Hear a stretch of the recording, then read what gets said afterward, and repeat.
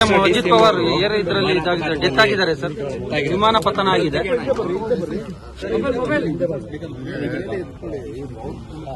ಬೆಳಿಗ್ಗೆ ಬಹಳ shocking news. ನನಗೆ ವಿಚಾರ ಹಿರಿಯ ನಾಯಕರು ಯಾವಾಗಲೂ ಕೂಡ ಪಾಸಿಟಿವ್ ಆಗಿ ಆಲೋಚನೆ ಮಾಡ್ತಿದ್ರು. ನನಗೆ ಪಾರ್ಟಿ ಬಿಟ್ಟು ತಿರ್ಗಾ ಹೋಗಿ ತಿರ್ಗಾ ವಾಪಸ್ಸು ಇದೆಲ್ಲ ಆದಾಗ ಸ್ವಲ್ಪ ಮನಸ್ಸಿಗೆ ನೋವಾಗಿತ್ತು. ಅವ್ರ ಪೊಲಿಟಿಕಲ್ ಭವಿಷ್ಯದ ಬಗ್ಗೆ ಅವರು ತೀರ್ಮಾನ ಮಾಡಿದ್ದಾರೆ. ಅದು ನಾನು ಅದ್ರ ಬಗ್ಗೆ ಚರ್ಚೆ ಮಾಡಿಕೊಂಡಿಲ್ಲ. ಬಟ್ ಬಹಳ ಪ್ರೋಗ್ರೆಸಿವ್ ಲೀಡರ್ ಅವರು. ಮೊನ್ನೆ ತಾನೇ ಆ ಚೀಫ್ ಮಿನಿಸ್ಟರು ಹೇಳ್ತಾ ಇದ್ರು, ಆಲ್ವೇಸ್ ಎಲ್ಲದಕ್ಕೂ ನಮಗೆ ಸಹಕಾರ ಕೊಟ್ಕೊಂಡು ಕೆಲಸ ಮಾಡ್ಕೊಂಡು ಹೋಗ್ತಾ ಇದ್ದಾರೆ ಅಂತ. ವಿರೋಧ ಪಾರ್ಟಿ ಇದ್ರು ಕೂಡ ಒಳ್ಳೆ ರಿಸಲ್ಟ್ ಕೂಡ ತೆಗೆದುಕೊಂಡಿದ್ರು. ಇವತ್ತು ಅವರು ಡೆಪ್ಟಿ ಚೀಫ್ ಮಿನಿಸ್ಟರ್. ಸೊ ಇವತ್ತು ಅವರು ನಮ್ಮಿಂದ ದೂರ ಆಗಿದ್ದಾರೆ. ಅವರ ಆತ್ಮಕ್ಕೆ ಶಾಂತಿ ಸಿಗಲಿ, ಅವರೆಲ್ಲ ಕುಟುಂಬದ ಅನ್ಯಾಯಗಳಿಗೆಲ್ಲ ಏನು ದುಃಖವನ್ನು ಬರೆಸುವಂಥ ಶಕ್ತಿ ಸಿಗಲಿ. ಜೊತೆಗೆ ಇಲ್ಲೂ ಕೂಡ ಅವ್ರ ಕುಟುಂಬದವರು ನಮ್ಮ ಬೆಂಗಳೂರಿನಲ್ಲೂ ಕೂಡ ನೆಂಟಸ್ಥಾನ ಬೆಳೆಸಿದ್ದಾರೆ.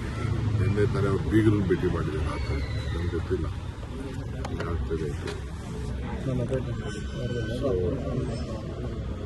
ನಾವೆಲ್ಲ ರಾಜಕಾರಣಿಗಳು ಬಹಳ ಹುಷಾರಾಗಿರ್ಬೇಕು. ಚಿಕ್ಕ ಚಿಕ್ಕ ಬೆಂಗಳೂರಿಗೆ ಪ್ರಯಾಣ ಮಾಡುವಾಗ ಬಹಳ ಹುಷಾರಾಗಿರ್ಬೇಕು. ಅನೇಕ ನಾಯಕರುಗಳನ್ನು ನಾವು ಕರ್ಕೊಂಡಿದ್ದೇವೆ. ಸ್ಪೀಕರ್ ಆಗಿದ್ದವರು, ಸಿಆರ್ ಅವರು, ಬಹಳ ಜನ ನಮ್ಮ ಪೈಲಟು ಎಲ್ಲ ಕೂಡ ನಾವು ಕರ್ಕೊಂಡಿದ್ದೇವೆ. ಹುಷಾರಾಗಿರಬೇಕು ಅಂತ ನಾನು ಭಾವಿಸ್ತೀನಿ. ತಾಂತ್ರಿಕ ದೋಷ ಅಂತಾರೆ. ನನಗೇನ್ರಿ ಗೊತ್ತು. ನನಗೆ ಬಂದಿರೋ ಮೆಸೇಜ್ ಏನಿದೆ ನನಗೆ ಇಮಿಡಿಯೇಟ್ ಫೋನ್ ಮಾಡಿ ನನಗೆ ಹೇಳಿದ್ರು. ನಮ್ಮ ಸೋಷಿಯಲ್ ಮೀಡಿಯಾವರು ನನಗೆ ತಿಳಿಸಿದ್ರು. ಬೇರೆ ನನ್ನ ಫ್ರೆಂಡ್ಸು ಕೂಡ ಬಾಂಬೆಯಿಂದ ಫೋನ್ ಮಾಡಿ ಇಮಿಡಿಯೇಟಾಗಿ ತಿಳಿಸಿದ್ರು. ಅದನ್ನೇ ಎಲ್ಲ ಮಾತಾಡ್ತಿದ್ದಿಲ್ಲ. 4 ಗಂಟೆ ಮುಂಚಿತವಾಗಿ ಹೊರಡುತ್ತಿದ್ದಾರೆ. ಯಾರಾದ್ರೂ ಒಳಗಡೆ ಇದ್ರು ಏನು ಅಂತ ಅದನ್ನು ಚರ್ಚೆ ಮಾಡಿ. ಇತ್ತೀಚೆಗೆ ವಿಮಾನ ದುರಂತಗಳು ಜಾಸ್ತಿ ಆಗ್ತಾ ಇದಾವೆ. ಈಗೇನಾದ್ರ ಬಗ್ಗೆ ಮಾತಾಡಕ್ಕೆ ಹೋಗಲ್ಲ. ಸ್ವಲ್ಪ ಡೀಟೇಲ್ ರಿಪೋರ್ಟ್ ಬಂದರೆ ಆಮೇಲೆ ಮಾತಾಡೋಣ. Okay sir. ಸರ್ಕಾರಿ ಇಲಾಖೆಯಲ್ಲಿ ಭ್ರಷ್ಟಾಚಾರ ಸಿಬಿಐ ವಹಿಸಬೇಕು, ಸಚಿವ ರಾಜೀನಾಮೆ. ಸದನದ ಒಳಗಡೆ ಹೊರಗಡೆ ಬಿಜೆಪಿಯವರು ಪಟ್ಟಿಡಿದಿದ್ದಾರೆ ಸರ್. ಆರ್.ಬಿ. ತಿಮ್ಮಾಪುರ್ ರಾಜೀನಾಮೆಗೆ ಏನೋ ಅದೇ ಲೋಪ್ ಮಾಡಿದ್ದಾರೆ. ಅದು ರಾಜಕೀಯದ ಒಂದು ದೊಡ್ಡ ಷಡ್ಯಂತ್ರ ನಡೀತಾ ಇದೆ.